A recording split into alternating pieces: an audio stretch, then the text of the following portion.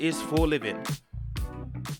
This past week, we have seen yet another Bank of England base rate increase, taking the base rate from 4.25% to 4.5%. This is the highest it's been for 10 to 15 years. And I've personally lost count of how many Bank of England base rate increases we've seen over the last 12 to 24 months. Suffice to say, there have been a lot. And the main point of contention or concern, especially from an economic point of view, is the impact that these Bank of England base rate increases are going to have on individuals, on households, when you're servicing debt, things like mortgages, so on and so forth. There is a silver lining, though, and that is that if you are a saver, now you're getting into the territory where you start to have really attractive rates.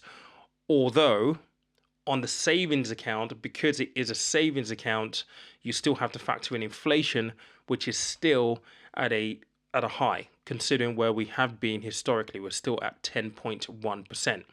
And so in this episode of the podcast, I want to explore what the forecast is moving forward.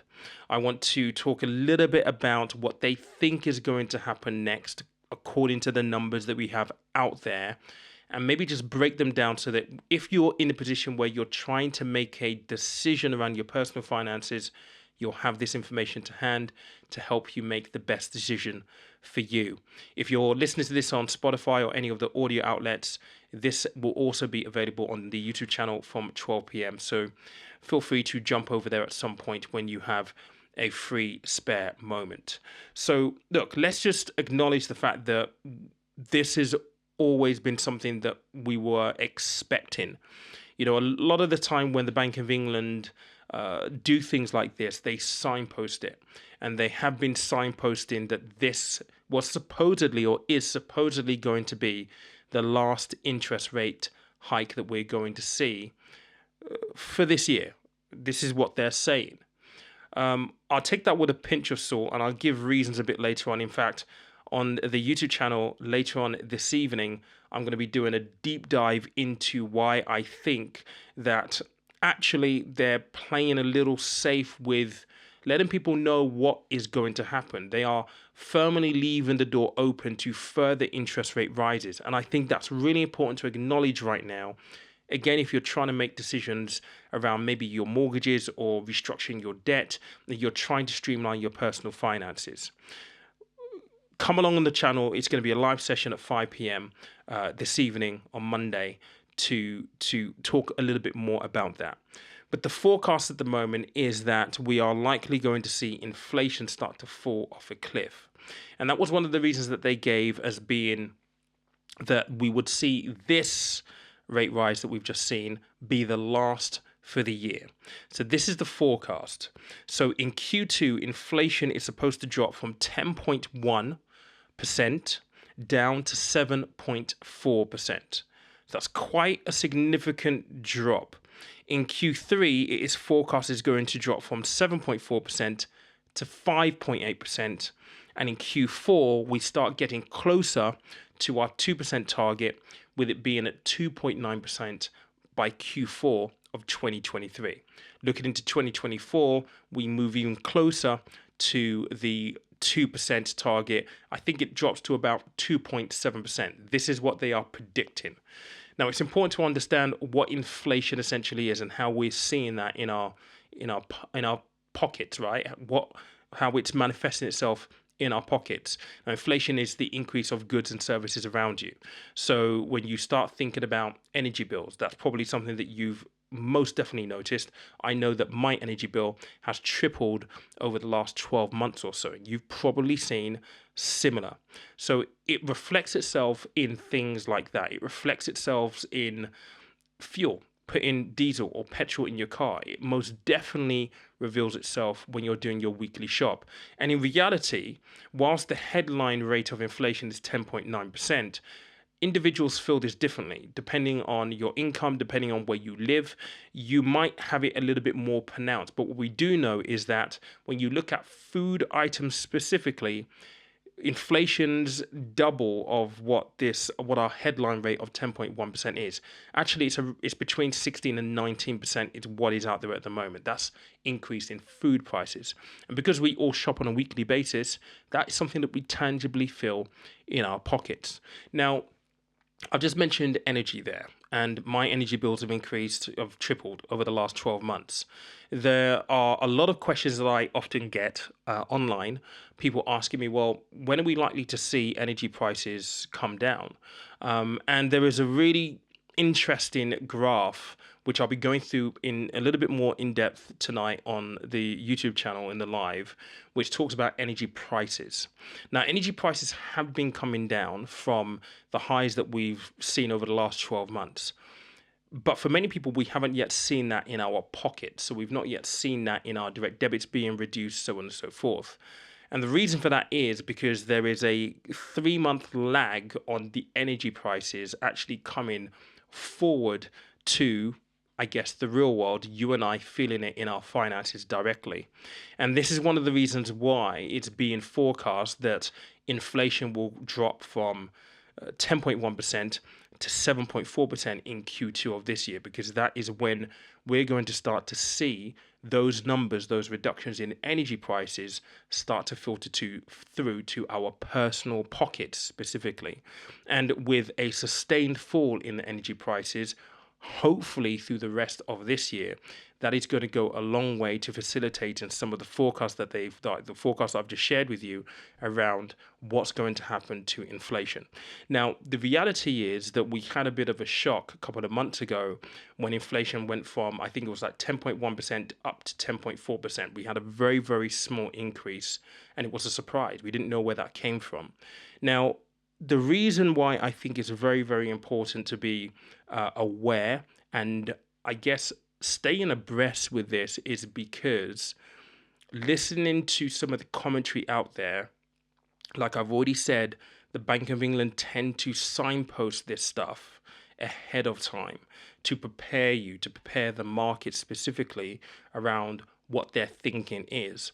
And when you start to pay attention to some of the language that is being used right now, they are firmly leaving the door open under the phraseology that inflation is stubborn. It's more persistent than they had originally thought. And some of the language being used is they will continue to react to inflation. And the only way in which the Bank of England is able to do so is by monetary policy, i.e., increasing interest rates. And so there is a real danger that if inflation doesn't start to tangibly fall off or reduce because contributing factors around energy prices, for example, don't start to filter through, and we have maybe a surprise increase in costs elsewhere, inflationary factors elsewhere, then it is very, very possible that we're going to see further interest rate rises through the rest of this year. Now, I hope that doesn't freak you out or doesn't scare you. It is a harsh piece of news, but it is important news for us to, I guess, embrace and at least prepare ourselves with. Because my thoughts then go out to people who have mortgages. So one of the commentary or the phrases that Andrew Bailey has used is that there is about a third of the pain has already come through. We're already, filtered through to the general public, to the markets at this point in time, which means that there's still quite some more to come, specifically when we start talking about mortgages. And I'll talk a little bit more about this evening. But I get questions all of the time. Pete, what should I do? Should I fix? Should I stay? Or what's going to happen with interest rates? Are they likely to fall? The reality is we don't know. I don't know. I wish I did. I wish I had a crystal ball. I wish I could, jump into a time machine and go, 12 months, 24 months into the future and be able to tell you exactly what happens. But the reality is I just don't. And so this is what I've been saying to people, specifically when it comes to things like mortgages. We know that there are going to be a ton of mortgages coming off their fixed rates, literally from about now onwards. And those people are going to start seeing their mortgage payment increase quite significantly, some £300-400 a month. And one of the things that I've been saying to people is you need to focus on your finances, on your personal finances. If you happen to have enough of a cushion where you're able to stomach the potential increases, further increases in the bank rate, which would then increase your mortgage payment because you're on a standard variable or a tracker mortgage, if you have the funds to be able to compensate for that, then you may want to be patient and see what happens with interest rates. But if not, then maybe, just maybe, fixing would be the right thing to do for you. I think the question you have to ask yourself in that scenario is, do you want to have definitive control over your outgoings, and probably your biggest outgoing, every month and for the foreseeable 2, 3, 4, 5 years, depending on how long you decide to fix for? If the answer to that is yes, then fixing may be a really good idea for you. And it's going to allow you to plan for things, it's going to help you budget, it's going to help you structure your finances in a way that is robust and in a way that is going to enable you to hopefully balance out your finances again so you can adjust adequately to the new reality that we're facing. I get a lot of questions from people again around, are interest rates going to fall? I think when you listen to the language over the last couple of months coming from the Bank of England and Andrew Bailey, this is the new norm. And I hate to hark back to the 1970s. I mean, I'm a 1979 baby, so I wasn't alive back then, but there are stories of interest rates being at 12 and 15%. If you think about where we are at the moment with some mortgage offerings around about 4-5% now, that is still quite a way away from where they were in the 70s. And the language out there at the moment is kind of letting people know that we are still at historic lows. What we've had over the last 10 years of low interest rates, I mean, that is never coming back. I don't think that it will ever come back. We are moving into a different phase of our economic existence. And I think it's really, really important that we understand that. Now, another thing that I think is worthwhile speaking about is what's happening for savers right now. There is good news, yes. With the bank rate going from 4.25 to 4.5%, that means there are going to be more attractive savings rates available for you right now. Having said that, though, it's almost like a double-edged sword because inflation is still at 10.1%, which means in real terms, you are still losing money.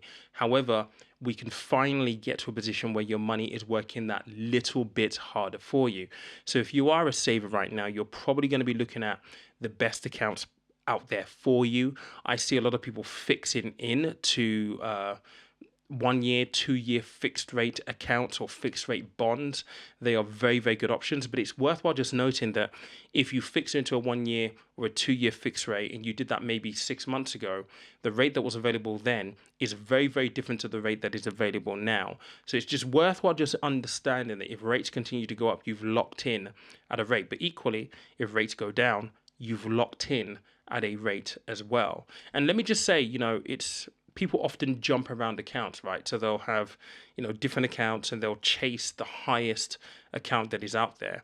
I think that you should 100% be on the ball in terms of who's going to give you the best rate of interest available on the high street, 100%. But do make sure that you're reading the fine print, the terms and conditions, make sure that you're not going into accounts that perhaps have withdrawal restrictions, so on and so forth. It's a really, really interesting time right now.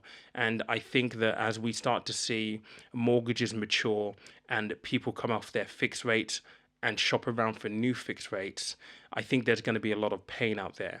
And a lot of the stuff that we've spoken about on the YouTube channel and here on the podcast, it's all about personal finance and mastering your personal finances because, this is the foundation of your existence. One thing that we could do without, right, is financial worries.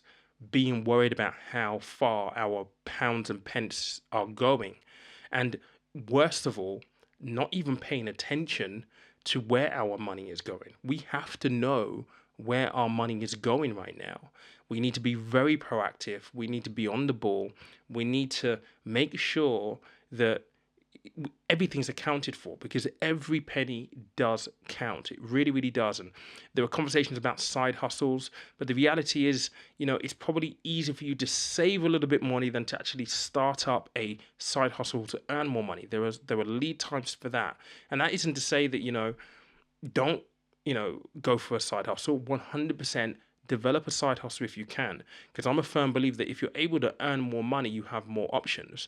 But there's no point in earning more money if the money that you're spending currently is just being spent frivolously and you have no idea where it's going. Because when you earn extra money, you're going to treat the additional money that you earn in the same way. So getting the basics right is very, very important, and pun intended, because my book is called The Money Basics. Basics is an acronym for the 5 financial principles that will help you become your own financial hero. And that is the idea of being able to make financial decisions out of choice and not out of necessity. So these conversations that we're having right now are extremely important. Extremely important. And I encourage you, if you've not sat down with your finances recently, make sure that you get to doing that literally right now. In fact, that's the task that I've got for you today.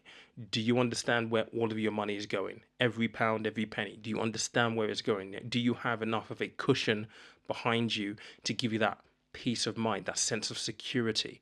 If you haven't, you have some work to do. And if you realize that you have some work to do, then by all means, feel free to reach out to me and talk about how I might be able to help you structure some things. If you bought the book, there are great exercises in the book that take you through how you structure your finances and put some of those basic principles in place. But I appreciate you for listening to this episode of the podcast. Again, I'm going to do a bit more of a deep dive this evening at 5 p.m. on the YouTube channel. That is going to be Monday the 15th at 5 p.m. on the YouTube channel. So be sure to tune in if you have some time, or at least watch it on a replay so you can get a little bit more detail about some of the stuff that I've mentioned in this podcast. Have an amazing week. Catch you soon.